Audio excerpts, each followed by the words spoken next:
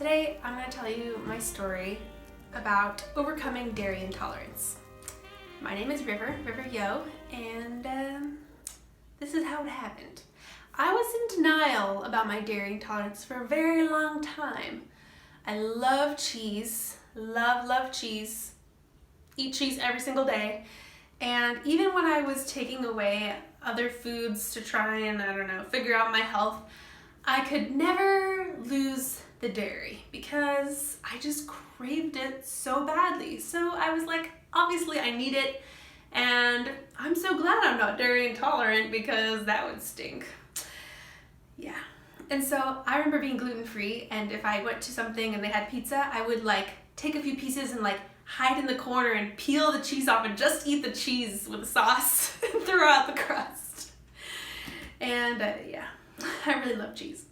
Because I was like, well, this is the only bit of the pizza that I can eat. I'm going to eat it. Anyway, so I didn't realize that I was intolerant because I never was able to take it away. And you just don't know until you try, So then what happened was I read this book, which changed my life. Dr. Natasha, Gut and Psychology Syndrome. And I was like, this is the answer to my problems. If you want to hear more about my problems, you can check out my other videos. But basically, I had a lot of problems with my health. And part of this protocol was a dairy reintroduction structure. So you had to take away dairy completely for at least 2 weeks. And I was like, no. But I did it. And sure enough, 2 weeks later, I took a little sip of milk or a little piece of cheese. I don't remember what it was. It was probably cheese. And I just felt like, I just took a Benadryl and I just fell on the sofa. And I was like, what? All along, I've been eating this every day. And this is probably one of the reasons why I feel so tired. So I learned that dairy is full of casein, which is not too bad, except when it is undigested and leaks into your bloodstream. And it can basically turn into something that's called a casomorphine or something like that. And it's kind of similar to a morphine effect, which if you think about it, I think I took something like that when I had a tooth surgery. It made me tired, it made me sluggish, and yeah, some people get addicted to it. I didn't get addicted to it, but maybe I was addicted to the cheese. So I was addicted to the cheese. It was making me sleepy and messing with my brain. So anyways, I had to take it out, and I reintroduced it really slowly, starting with Dr. Natasha's prescription for introduction, starting with high fats. So I started with cream, which is the highest fat dairy there is, and we cultured it. So I added some probiotics to this cream and basically made a homemade sour cream, or a creme fraiche, as my teacher would say. Anyways, so I did that, and then from there moved to yogurt, and it was okay. And as I was having these probiotics that are digesting lactose, we didn't just make any old yogurt. We would let it ferment, culture for 24 full hours, so that basically the bacteria, the lactobacilli, would eat up all the lactose and process all that casein for me. So not only was it feeding my gut good bacteria, but it was clearing everything out of the dairy that had been causing me issues so that I could enjoy it.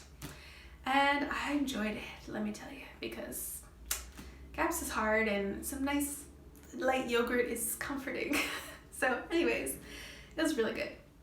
And I learned by reading this book that there's something called real milk.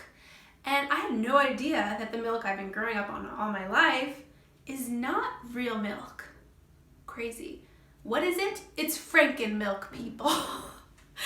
And it comes from cows that are basically Franken cows. So what is a real cow and what is real milk?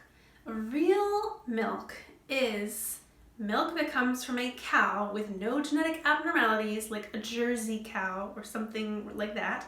Not a cow from Jersey, but a Jersey cow. It's like a type of cow. That lives outside, under the sun, getting vitamin D and eating grass. This is a real cow. And this cow has milk that is beautifully probiotically designed to be super duper healthy. It has all these rich vitamins and minerals in it, and it is unprocessed. It is raw milk.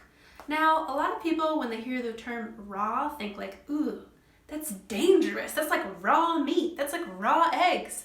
That could cause you to get sick. No, actually, there have been cases of people who have died from poisoning from pasteurized milk, but never from raw milk. Why is this? It's because nature has designed, just like human milk, there are good bacteria in that milk that keep it and protect it from bad bacteria from turning spoiled. That's why if you have some raw milk and it like spoils or goes off, it's not spoiled, it just turns into buttermilk, which is an amazing product itself. It's great for cooking, it's great to pour in your bath, it's great on your skin, it's awesome. So that's real milk, guys. And the milk that you buy in the store today has been pulverized through a million tiny straws to break up all the fat globules and heated to incredible temperatures that denature all the beneficial nutrients in there that are so good for you. So I used to think that milk was bad for you, and why do we even drink cow's milk at all? That's such an outdated thing, and it's associated with basically every chronic disease out there. There's so many studies about how milk causes all these issues, and it causes you to have mucus, and it's just bad. But it's not the milk's fault. It's what we have done to the milk. Yeah, think about it. So anyway, now, after going through Dr. Natasha's protocols, I've healed my gut so much. And as a byproduct, my husband's gut has been healed quite a bit too. And we enjoy ice cream. It's ice cream from the farm with real milk, but we eat it and we feel great. Nobody has the runs, nobody feels fatigued or crashed afterwards. We feel awesome. And we can eat milk and cheese to kingdom come, and we feel great. I still make probiotic yogurt every week, and I add it to my soups. I make creamy sauces with it, and I add it to all our food. I have it in our breakfast, and it just keeps that good ecosystem going, and we tolerate milk. So if you want to tolerate milk again, you want to eat ice cream without fear, and unprocessed ice cream that isn't just all synthetically produced and is basically poisoning your insides. You need to read this book or this book, and it'll change your life. Okay, just go for it. Talk to me, talk to someone else who did the GAPS diet. Yeah. Have you ever thought about your dairy intolerance being just a red flag for like a deeper issue and a greater world of milk exploitation? If so, comment below. I want to hear about it. Guys, ice cream is worth it. Just do it. Go to my website, talk to me, go through the GAPS diet, man. It'll change your life. You know what? Ice cream is worth it. See ya. Ice cream is worth it.